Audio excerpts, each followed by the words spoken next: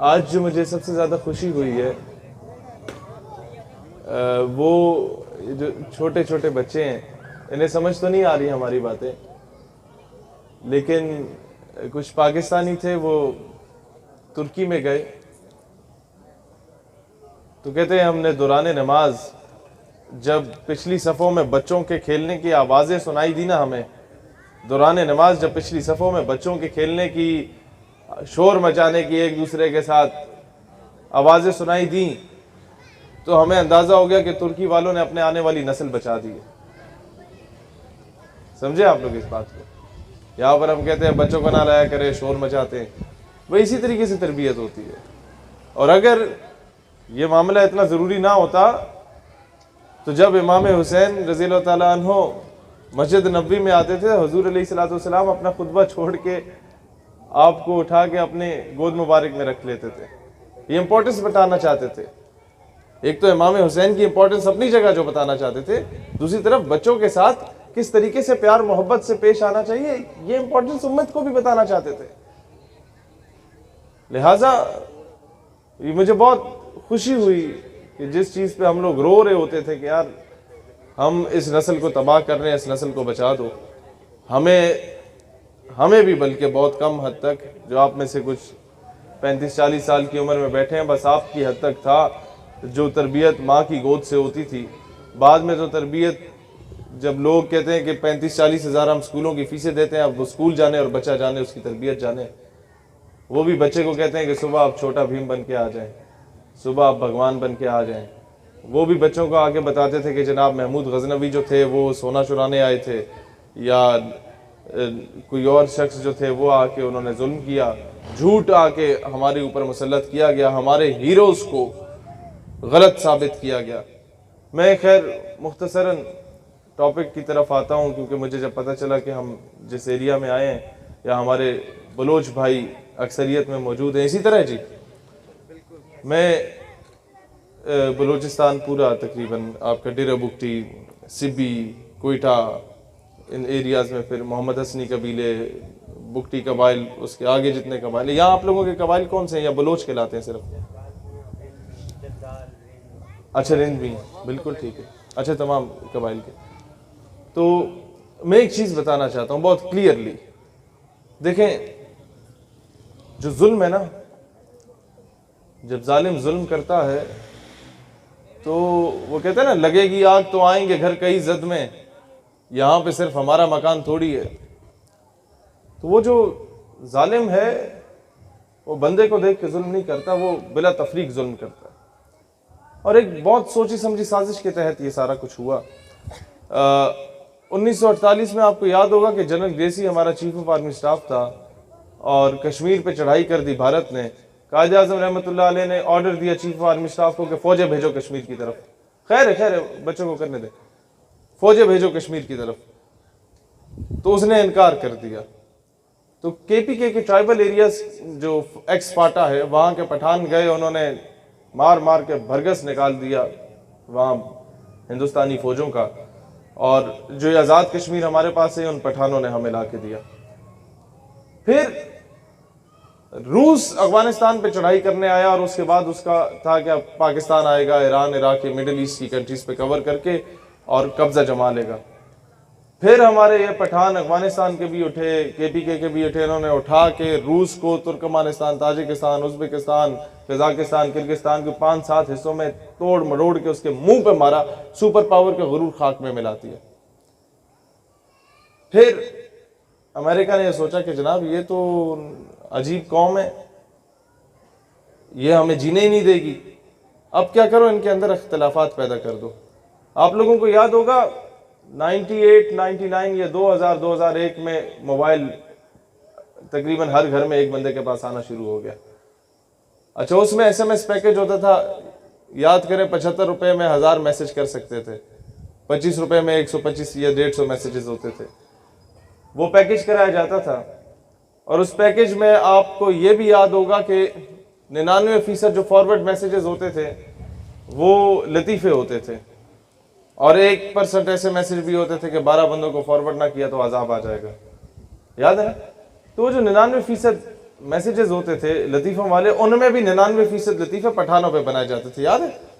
خان وہاں گیا، دکان پہ گیا، یہ ہو گیا، مذاق۔ اب وہ ایک لاوا پٹھانوں میں ابلتا رہا، آپ سمجھ رہے ہیں میری بات کو؟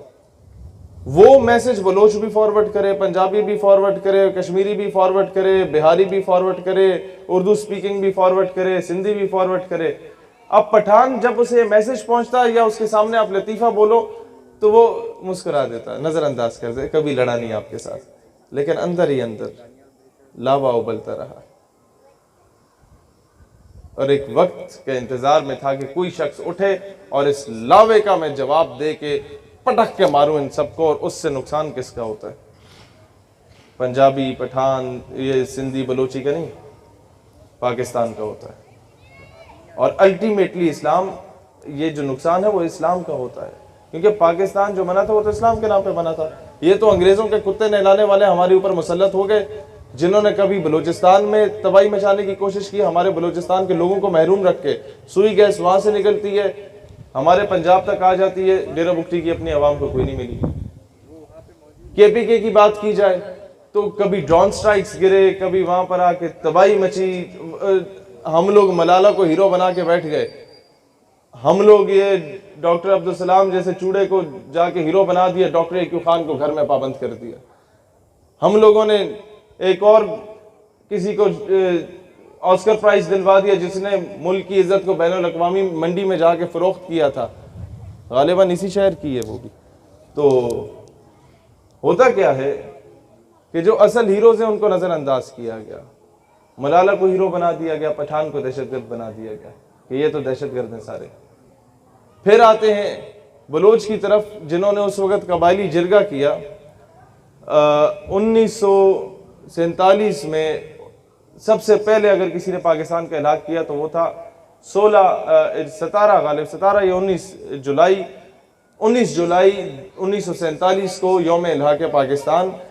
مقبوضہ کشمیر اور آزاد کشمیر جو تھا، یہ متفقہ طور پہ ان لوگوں نے پاکستان سے الحاق کر دیا تھا۔ پھر باقی صوبے پاکستان میں بعد میں آئے، بلوچستان میں قبائلی جرگہ ہونا تھا اور کہا گیا کہ آپ اپنا فیصلہ خود کریں، انڈیا کے ساتھ جانا ہے، پاکستان کے ساتھ جانا ہے یا الگ ریاست بننی ہے۔ تو مبشر لقمان کا ایک پروگرام تھا، اس میں اس نے خان آف کلات کے پوتے سے پوچھا کہ جی آپ لوگ ناراض ہیں تو آپ نے کیوں حمایت کی پاکستان کی؟ کہتے میں نے یہی سوال اپنے دادا سے پوچھا، ابھی ٹی وی پہ وہ بتا رہے ہیں، حالانکہ وہ ناراض تھا گورنمنٹ سے۔ کہتے میں نے اپنے دادا سے یہ سوال پوچھا کہ جی آپ نے کیوں حمایت کیوں کی؟ تو کہتے وہ مجھے جواب دیتے ہیں، بہت قابل غور بات ہے، میں اس کے بعد آؤں گا مدعے کی طرف۔ کہتے دادا نے مجھے جواب دیا کہ میں چاہتا تھا کہ میں ایک علیحدہ ریاست بناتا بلوچستان کو، اگر یہ نہیں تو کلات کو ایک علیحدہ ریاست بنا لیتا، لیکن مجھے خواب میں رسول اللہ علیہ السلام کی زیارت نصیب ہوئی اور انہوں نے فرمایا کہ ایک ملک جو کہ اسلام کے نام پہ بن رہا ہے تو مجھ سے خیانت کا سوچ رہے۔ کہتے پھر مجھ پہ لازم ہو گیا کہ میں پاکستان کی حمایت کرتا۔ تو جس ملک کے صوبے بھی رسول اللہ علیہ السلام کے حکم سے بنے ہوں، یہ بھارت جیسے یا امریکہ یا اسرائیل کی کوئی حیثیت اوقات نہیں ہے کہ ہماری طرف میلی نظر اٹھا کے دیکھے۔